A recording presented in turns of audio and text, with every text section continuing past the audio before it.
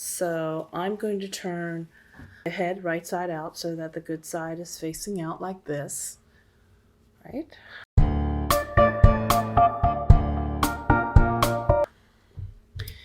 But the body, I'm going to turn inside out. So this is a little bit tricky. So it's good to pay very close attention to this part here because it's very confusing.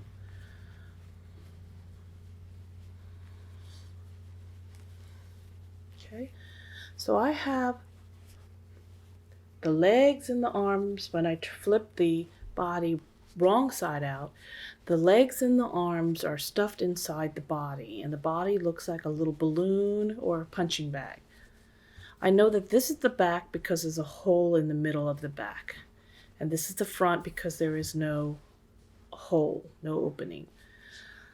I'm going to turn the head of the bear upside down and insert it into the hole at the top, where the neck hole, and have the neck opening. The neck opening has 4 seams. It has the seam on the bottom of the chin, let's call that the south seam. The seam for the back of the head, that's the north. The seam on the left side, which is west, and the seam on the right side, which is going to be east, okay?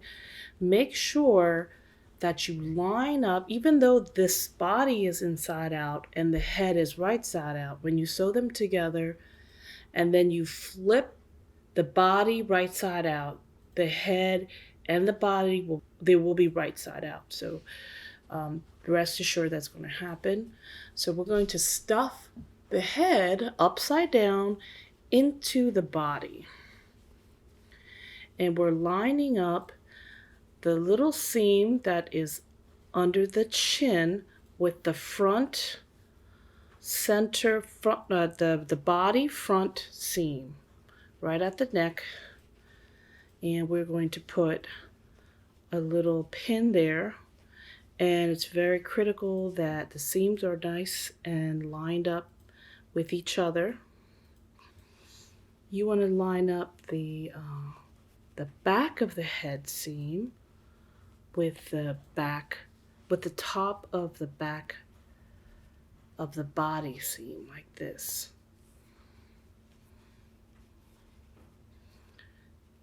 So if all the seams are lined up correctly, the bear is going to then have an attached head once you're done sewing. If the seams are not lined up correctly, you run the risk of the bear's head being on crooked and having the bear staring sideways or having the head facing backwards. So it's very important right now to line up the correct seams with each other. West with west, east with east, north with north, south with south. The front basically of the face of the bear with the front of the neck seam.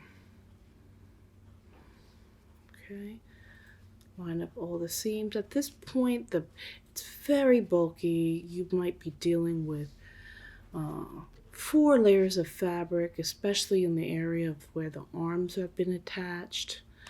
So that's a lot of fabric to sew through.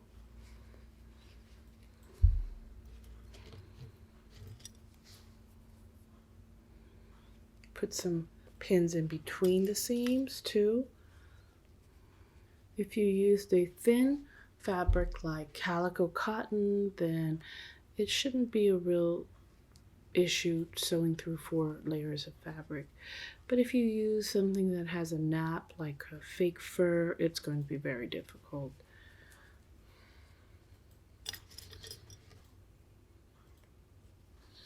And instead of just because you don't want the stitches at the top of the arms to show, when you sew the head onto the body, make sure that you go about a little below 1/4 of an inch seam allowance, maybe even 1/2 inch. But for me, I'd like to go a little bit more than 1/4 of an inch, but under 1/2 an inch. 1/2 an inch might be a little bit too deep to sew in, but definitely underneath that first row of stitches that attaches the arms to the top of the neck, because you don't want that first row of stitches to show.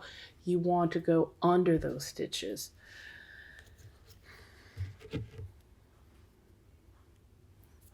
And of course, if you did not sew on the arms very, with very small stitches, when you went to do the good stitching to attach the arms,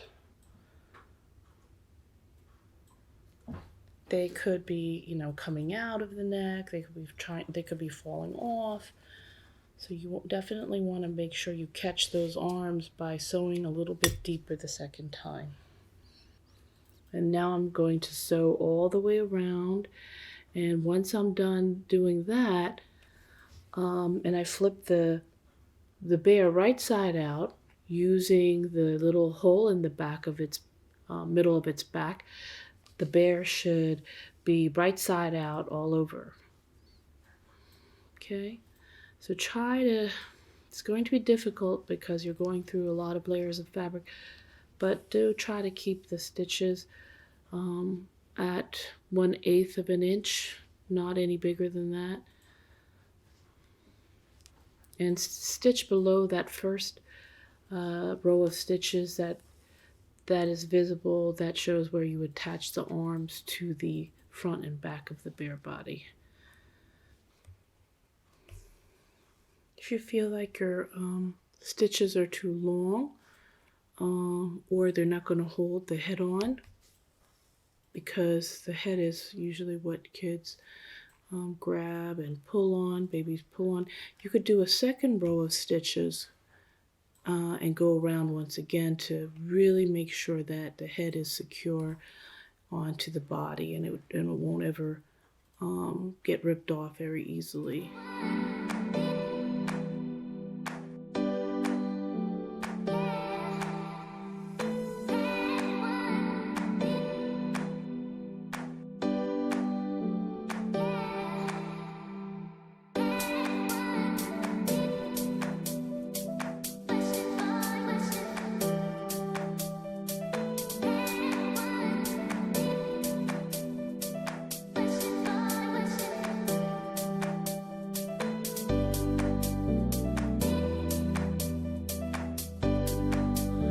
Okay, I am done sewing the head to the body, and I'm going to flip it inside out to show you how it should look. I'm going to do a double knot over here with my needle. Okay, and this should complete basically the shell of the bear. So now I'm going to turn the bear inside out through the back, hole in the back. So here we go.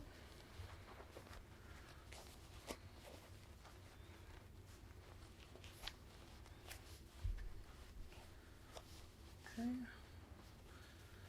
Just very gently flip it inside out. You can pull gently.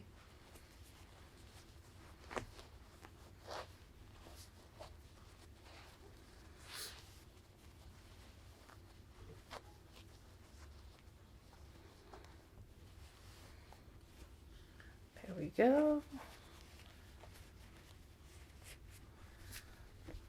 There we are. So now, ta-da! We have the shell of the bear. So it's all sewn, and the next step will be for you to stuff. So with the polyfill or polyester filling, this is all some sort of an acrylic fiber. When you get it out of a bag, make sure that you go ahead and tear it up like this, because it could have gotten bunched up in the bag. And the first thing that you're going to do is stuff the head. Second, you're going to stuff the body. Next, you're going to stuff the arms, and fourth, the legs. And after you're done stuffing, I'm going to show you how to do the ladder stitch to close up the stuffing openings in the bear, like the hole in the back and the back of the arms and the back of the legs. So we're going to, that's going to be the very last, well, the next to last video. I might do one more video on how to make a bow for your bear to decorate your bear, and talking about a little ways to accessorize the bear to give it a nice finishing touch.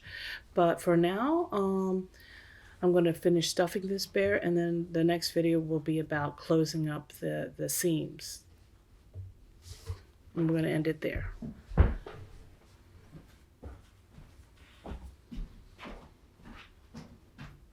Hold on. So when you stuff the bear, make sure that you overstuff it. Stuff it a little bit more than you think you should stuff it, because through handling, the bear's polyfill will get bunched and it's going to start looking a little bit deflated. So you want to make sure you pack it pretty tight in there and stuff it a little bit more than you think it should be stuffed.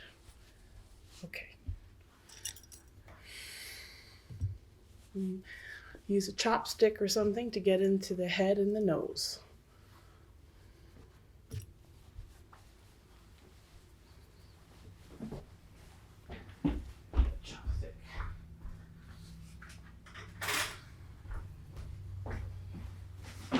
So if you have a chopstick is great.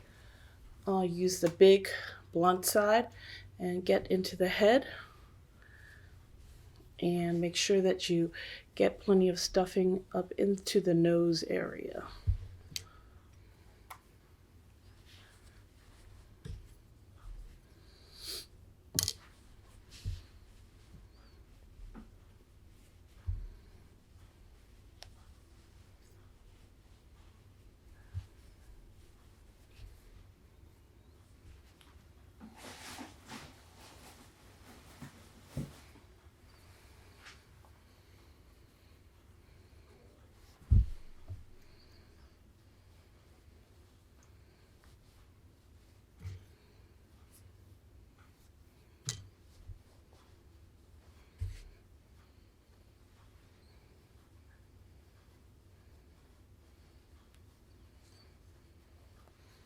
You know when you did a good job sewing, because when you pull at the seams, you don't see it open up. Your stitches are nice and small and tight, so that's how it should be. And of course, no stuffing should be coming out. Pack stuffing through the middle of the back and filling the head and the nose, filling that snout area, taking the chopstick, putting it through the back, and making sure to get some stuffing in that nose area. I'm going to break up the clumps in the stuffing, or the polyfill. I've used quite a bit of stuffing, and I am still on the head. So I'm definitely using a lot of stuffing. If the head feels like it looks too fat, you could actually shape it with your hand like that.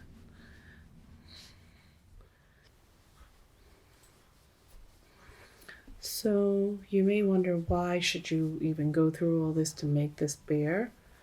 Why go through all this when you can buy a stuffed animal and not pay a lot of money?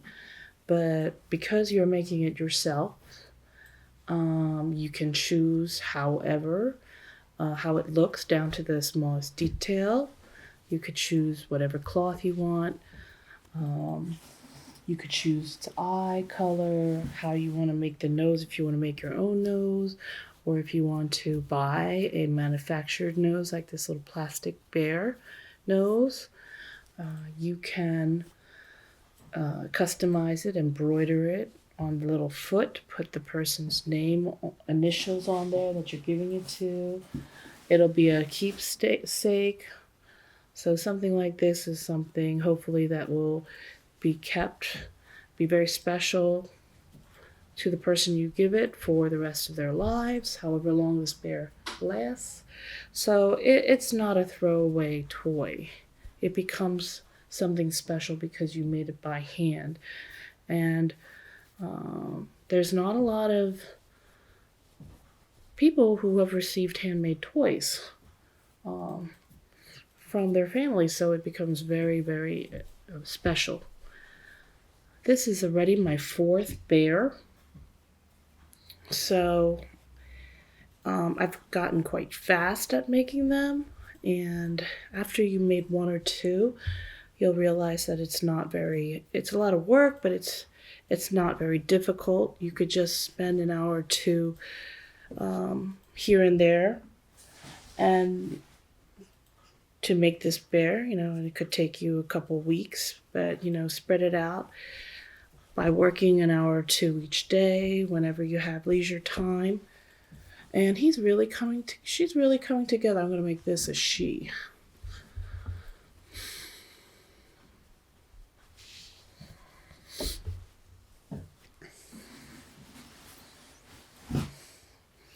Or you can make it a he, whatever you want to call it. This is a very kind of girly bear, so I'm planning on giving it a little, maybe I'll give it a little pearl necklace on a elastic cord. That'll be pretty easy to string together. Mm-hmm. Look, Lahi. Ooh, Pinker Bear. Pinker Bear. She's already got a name.